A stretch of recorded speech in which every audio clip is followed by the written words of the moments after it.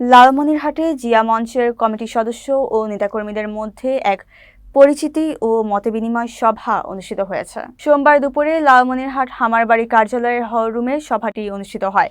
এতে প্রধান অতিথি হিসেবে উপস্থিত থেকে বক্তব্য রাখেন জেলা বিএনপির যুগ্ম সাধারণ সম্পাদক এ.কে.এম. মমিনুল হক। বিশেষ অতিথি হিসেবে উপস্থিত ছিলেন সাংগঠনিক সম্পাদক আফজাল হোসেন ও জেলা যুবদলের আহ্বায়ক আনিসুর রহমান আনিস। সভায় সভাপতিত্ব করেন জিয়া মঞ্চের আহ্বায়ক ইয়াসিন আলী শাহিন। এছাড়াও উপস্থিত ছিলেন জিয়া মঞ্চের রংপুর বিভাগীয় সহ সাংগঠনিক সম্পাদক ইঞ্জিনিয়ার মুকসুদার রহমান মিঠু, লালমনিরহাট জেলা কমিটির সদস্য সচিব রমজান আলী সহ জেলা কমিটির নেতাকর্মী ও সদস্যবৃন্দ। প্রধান আলোচক হিসেবে বক্তব্য দেন জিয়া মঞ্চের রংপুর বিভাগীয় সাংগঠনিক সম্পাদক মঈন আহমেদ। এই পরিচিতি ও মতবিনিময় সভার শেষে সাবেক প্রধানমন্ত্রী মরহুমা বেগম খালেদা জিয়ার আত্মার মাগফিরাত কামনা করে দোয়া মাহফিল অনুষ্ঠিত হয়েছে।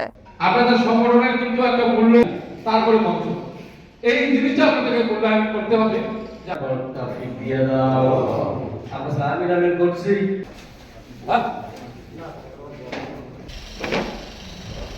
আফজাল হোসেন সাংগঠনিক সম্পাদক জেলা, এখানে সভা সমাপ্ত ঘোষণা করা হলো।